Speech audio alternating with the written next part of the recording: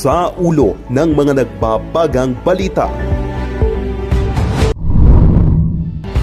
Suporta para sa mamahayag na si Frank Cimatu bumuhos.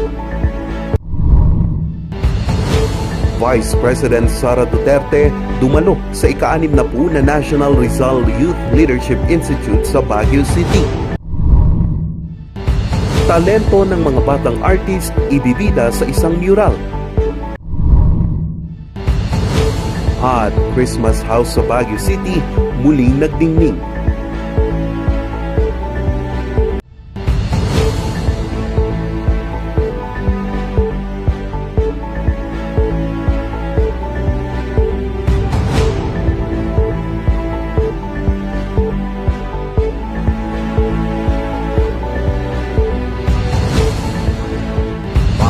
From the studio of RNG Luzon, this is Luzon Headlines. Naimbag nga malam amyanan a Luzon. Narito na ang may init at bagong mga balita.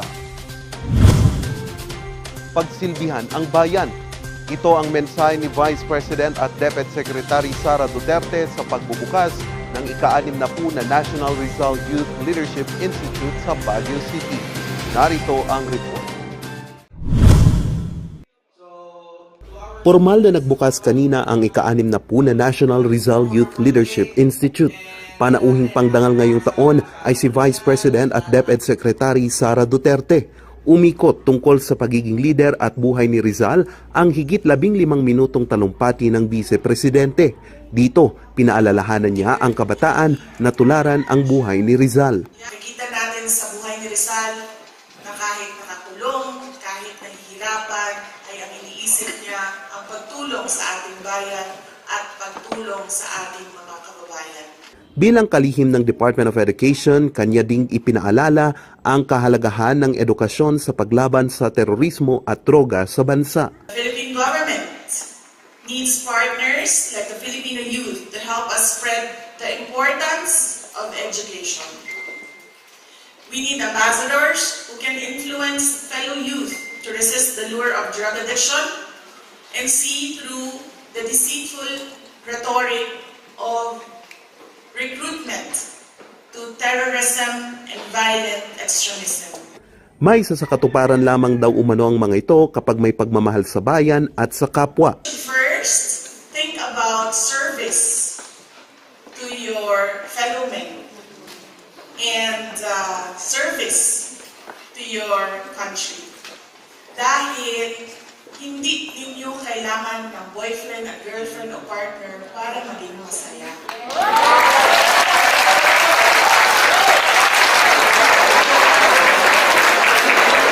Kaya isa sa mga nakikitang instrumento dito ay ang pagbabalik muli ng ROTC. Ang batas po sa mandatory ROTC na pag-usapan po namin ng mga members ng Kongreso ay ilalagay po natin or ibabalik natin sa higher education. And ginagawa na po nila ang batas ngayon and they are conducting hearings on that bill as well. So we invite everyone to join public hearings of Congress. Suportado naman ito ng gurong si Dandy. I-develop natin sa ating mga kabataan yung tamang pag-uugali, yung tamang value system on how to serve the country regardless of your passion. Kasi kung nag-decide ka lang to go into ROTC simply because it is something that is imposed on you, then that would be a half-hearted decision. And anything that is half-hearted you will not give your very best because it's a half-hearted decision.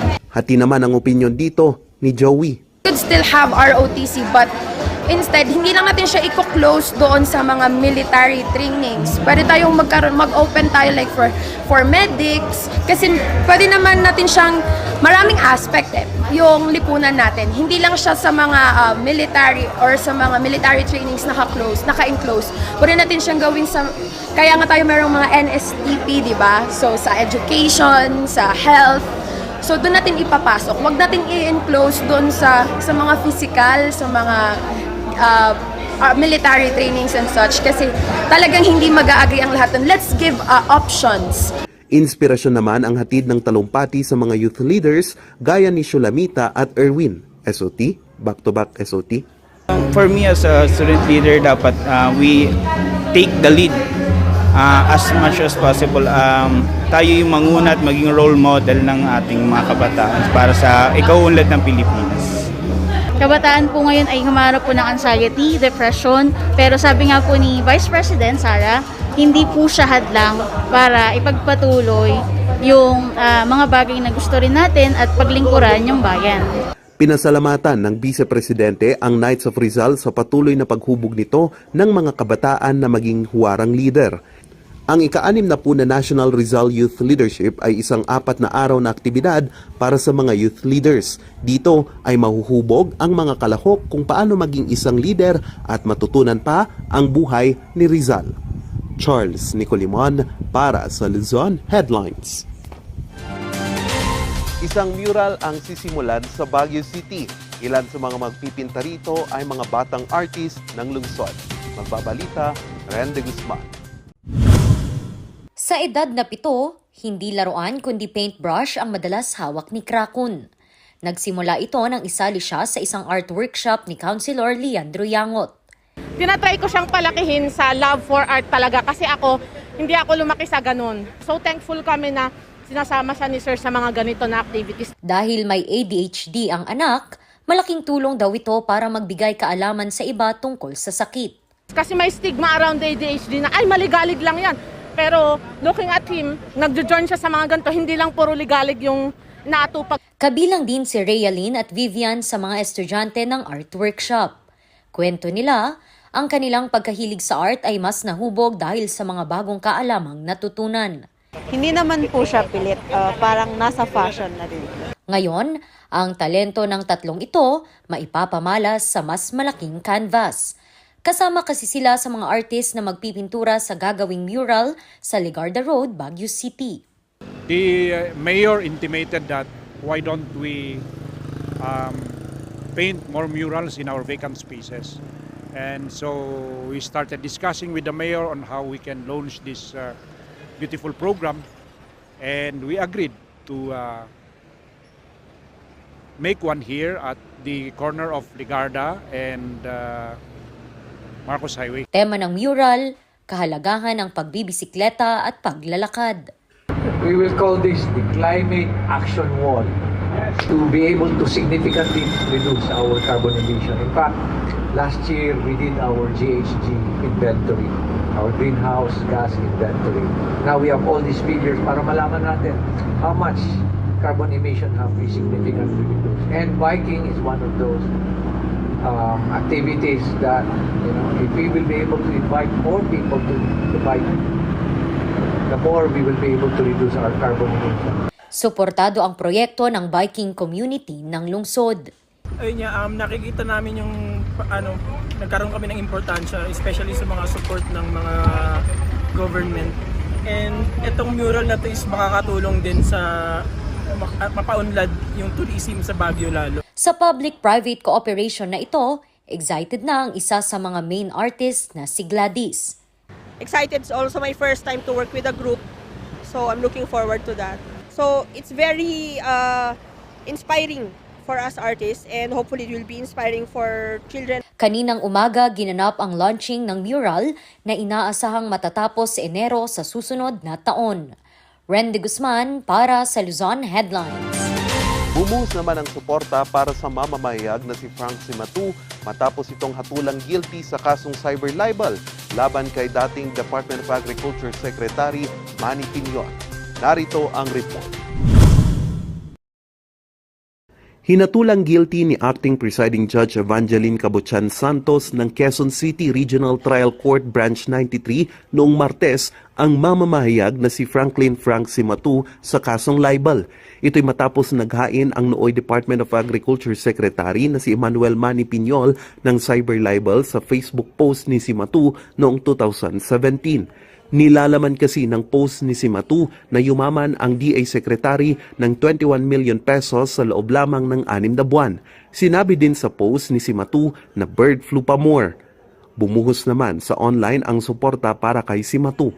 Isa na dito ang Baguio Correspondents and Broadcasters Club at Cordillera Media Citizens Council. Yun nga, nagulat tayo at talagang nalungkot din dahil nga ito ay parang nagpapakita na kahit anumang oras ay pwede tayong ikulong o busalan ng bibig at tigilan tayong ipahayag yung gusto nating ipahayag.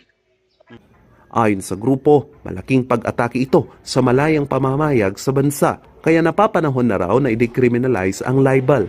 Ginagamit ang libel, ang cyber libel sa panggigipit sa mga journalista at sa mga taong gusto lang magpahayag ng kanilang mga opinion, personal man o hindi. Nagbigay din ng suporta ang NUJP Baguio Benguet Chapter.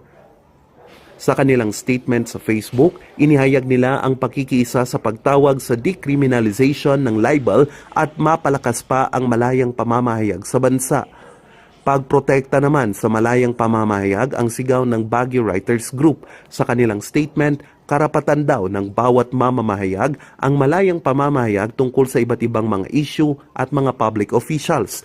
Ikinabahala din ng grupo ang pagtaas ng bilang ng mga mamamahayag na nasisiil ang kanilang karapatan sa malayang pamamahayag. Press freedom is not absolute naman ang komento ni dating DA Secretary Emmanuel Manny Piñol dito. Anya, hindi raw dapat gawing rason ang malayang pamamahayag sa mga taong gumagawa lamang ng mga maling balita at mga gusto lamang manira ng kapwa-tao. Ipinaliwanag ni Piñol na ang 21 million pesos na pagtaas ng kanyang assets ay nakasaad sa kanyang tax returns bago pa man ito maupo bilang kalihim ng DA. Hindi rin daw nangangahulugang pera ang 21 million pesos kundi tumutukoy ito sa mga biological assets ng kanyang farm sa mga nakalipas na mga taon. Hiniling daw ni Piñol kay Cimatu na itama ang kanyang post pero nanindigan daw si Cimatu sa kanyang post. Dito na daw nagdesisyon si Piñol na maghain ng kaso laban kay Cimatu.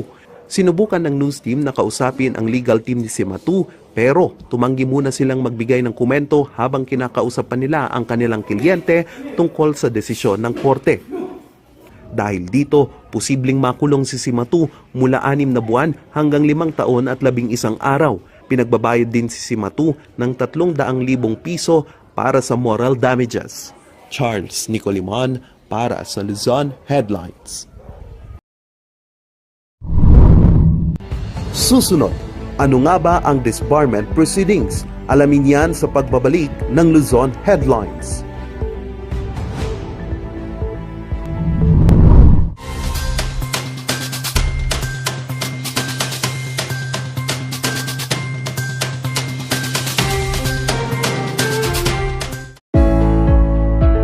Malaki ang ganitong industriya na hindi lamang ini-enjoy at pinakikinabangan ng lugar, subalit pati na rin ang ibang rehiyon, lalo na sa Luzon. Alam nyo ba na malaki ang maitutulong ng King's Vita Plus Animal Feed Supplement kung saan dala nito ang bagong teknolohiya sa pagpapadali ng paglaki ng iyong inaalagaang hayop. Maibigay nito ang bigat na timbang, pagpapadami ng itlog ng manok at bibe, pagpapadami ng gatas ng baboy, kambing at baka, at pinaparami rin ito ang mga biik kung kaya't garantisado ang iyong kita. Simple lang ang paggamit. Ihalo ang 1 kutsara ng King's Vita Plus Animal Feed Supplement sa 1 galong tubig at 1 kutsara sa 3 kilo ng feeds at ibigay ito araw-araw sa inaalagaang hayop. Sa loob lamang ng 10 araw ng paggamit, makikita mo na ang malaking pagbabago sa inaalagaang hayop. Kaya, bisita na sa lahat ng Agrivet stores malapit sa inyong lugar at umpisahan na ang pag-asenso kasama ang King's Vita Plus Animal Feed Supplement. Aprobado ito ng Bureau of Animal Industry na may numero 18099.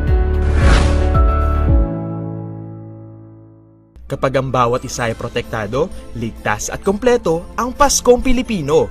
Ngayong December 5 to 7, isama na sa Bakunahang Bayan ang mga bagets edad 5 hanggang 11 at mga kapamilya at kaibigang edad 12 pataas para makuha ang biyayang proteksyon, handog ng mga bakuna at booster.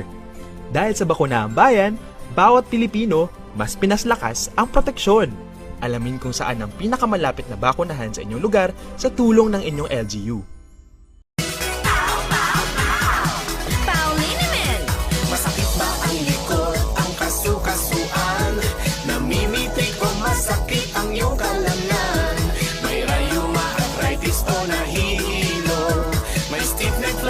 So masakit ang ulo sa Paulinimen, ginhaway,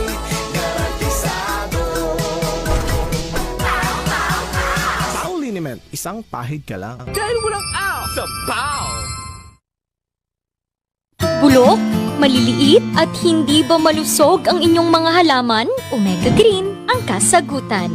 Ihalo lang ang 2 kutsara nito sa isang maliit na container at kaunting tubig. Pagkatapos ay ihalo sa knapsack sprayer at pwede na itong spray sa mga pananim. Meron itong nitrogen, phosphorus, magnesium, copper at zinc na tumutulong sa pagpapaganda at pagpapabilis ng tubo, pagpapanatili ng nutrisyon, mas malagong mga dahon at panlaban sa mga sakit ng mga halaman. Hindi rin ito nakasasama sa kapaligiran. Pwede rin ito sa kahit anong klase ng halaman, mapa highland crops o lowland crops. Omega Green by Encam Agri-Marketing, the ultimate friend of farmers.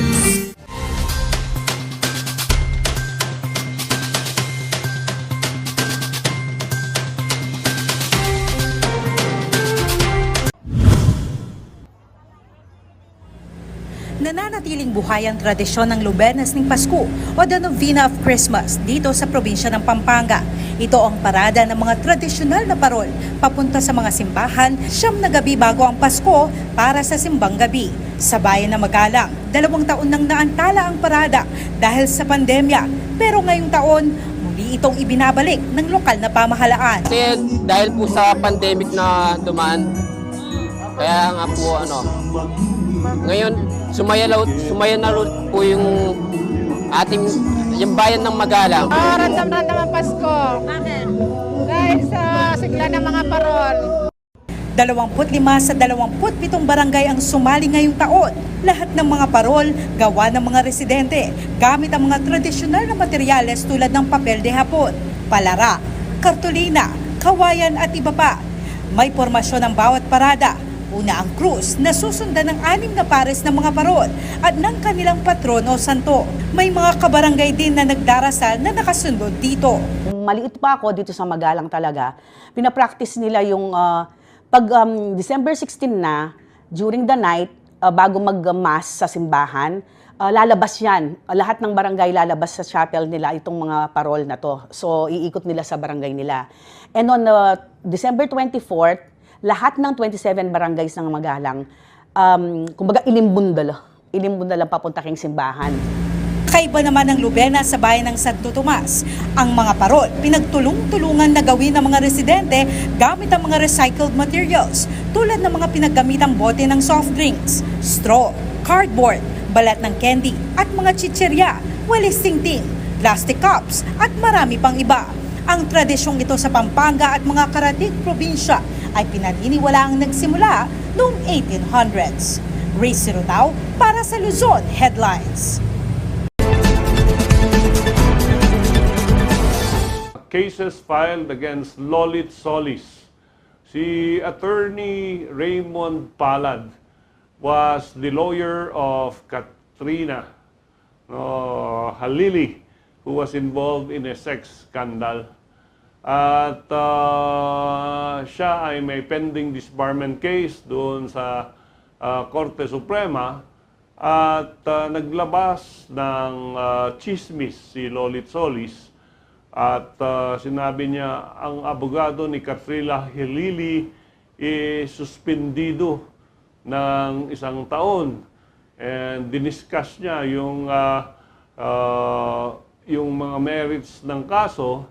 Kaya nireklamo siya ni Attorney Palad based on the grounds na 1, ang disbarment proceedings against a lawyer is supposedly confidential at hindi dapat i-discuss sa TV, sa social media, or even written about doon sa mga dyaryo. At pangalawa, ang sabi ni Attorney Palad, I am not a public figure in the sense na yung hinahawakan kong kaso private at I'm doing this in my capacity as a private practitioner. Ano ang nangyari dito? Ang sabi ng Korte Suprema is ang mga abogado will be considered as public figures so that if the public is interested in the outcome of a case, including this disbarment proceeding, magiging exempt from the confidentiality rule doon sa ating rules of court na ang disbarment proceedings against lawyers should be kept in confidence. So dito na walang sala ang writer, host na si Lolit Solis, and considering that kinonsider din ng ating Supreme Court na ang lawyers are also considered as public figures, especially when they handle high-profile cases.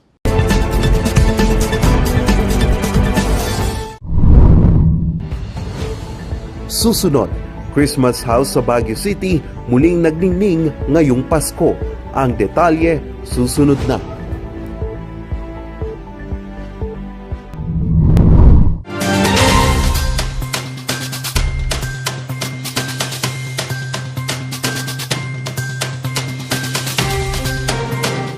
Saan ka magbabagong taon? Sa bahay? Nagsasaya kasama ang pamilya? O sa ospital na nakaratay na nasabugan ng paputok ang kamay? Nasa kamay mo ang desisyon. Saan mo gusto magbagong taon? Ipagdiwang ang taon na ligtas kasama ang iyong pamilya. Oplan, iwas paputok. Ligtas Christmas para sa healthy Pilipinas. Isang paalala mula sa Department of Health. Sa milk din ng batang 90s, darat atin ang itrahay. Ang batang 90s milk tea, di ka magsisisi, promise. Sa milk din ng batang 90s. Bizarre Music offers a complete line of musical instruments.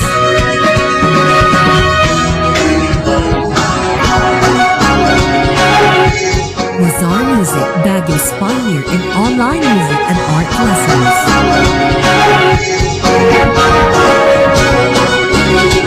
Bizarre Music, bringing music closer to your hearts.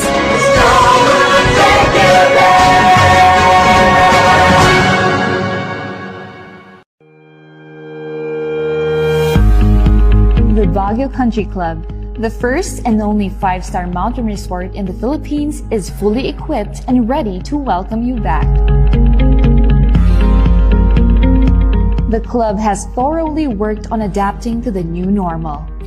The usage of any of the facilities and amenities of the club is governed with specific rules, regulations, and procedures in accordance to the medical, physical distancing, and disinfecting protocols.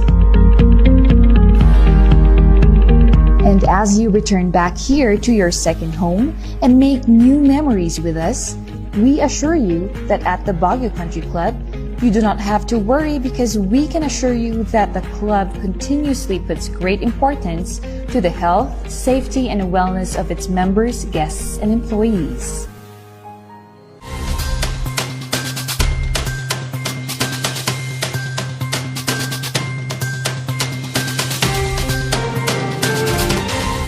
At atin namang silipin ang isang Christmas house sa Baguio City.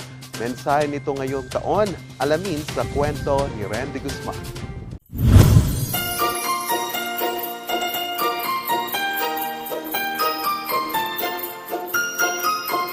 Sa ika-30 pagkakataon, nagliwanag muli ang tahanan ng pamilya Arevalo sa Brower Road, Baguio City. Pagpatak kasi ng bare months, tradisyon na ng mag-asawang Norma at Colonel Filoteo Arevalo ang maglagay ng dekorasyon sa kanilang tahanan. We give signal to the people na it's Christmas, hey, be merry, yung ganun ba? Nagsilbi na nga itong ehersisyo at bonding ng mag-asawa tuwing Kapaskuhan. Gusto sabihin, pag nag-give up na kami sa decoration, nag-give up na rin kami. Gusto sabihin, time to go home. Kanya, abang kaya pa namin, we have to show our children that kaya pa namin, buhay pa kami.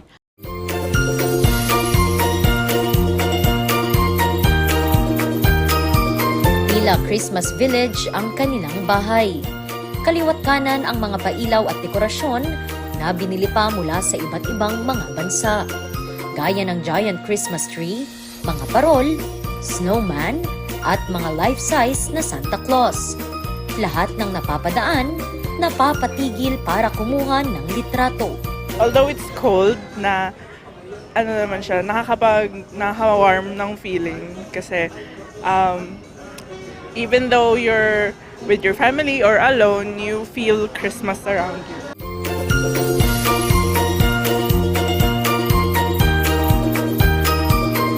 Kung gaano kadama ang Pasko sa labas ng bahay, ay siya ring pakiramdam sa loob nito. Belen, Christmas Carousel, 2 giant Christmas tree, Christmas Village. Kahit saan ka lumingon, puno ng Christmas decorations. Ang Santa Claus at Santa Man ngang ito, sumasayaw pa. Lalabas kami ng kwarto, lalo na sa gabi pag nakailaw na, iba-ibang feeling, parang ang saya-saya. Kung noong nakaraang taon ay mensahe ng pagiging matatag sa pandemya ang nais nilang ipabot, ngayong taon, pagbibigay sa kapwa at pagkakaisa.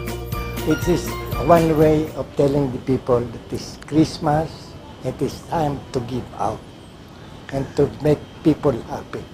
Let's unite the Filipino people in order that we be able to attain our goal. The goal of the Filipino people as a whole. Peace on earth and goodwill to all men. Sana wala na tayong problema, yung mga problema sa peace and order. Alam niyo na yun, marami yun maraming elements na it causes mga problema ng ating bansa. Sana magkaisa ng lahat ng Pilipino, lalo na ang mga kabataan na pag-asa ng kinabukasan.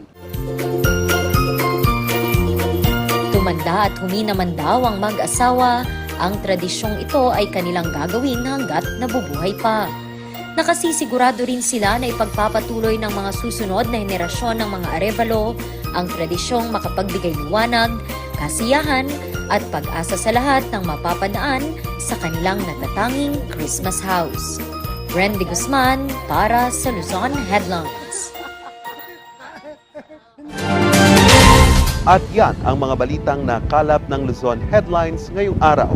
11 araw na lang, Pasko na. Muli, maraming salamat at magandang araw sa ating lahat.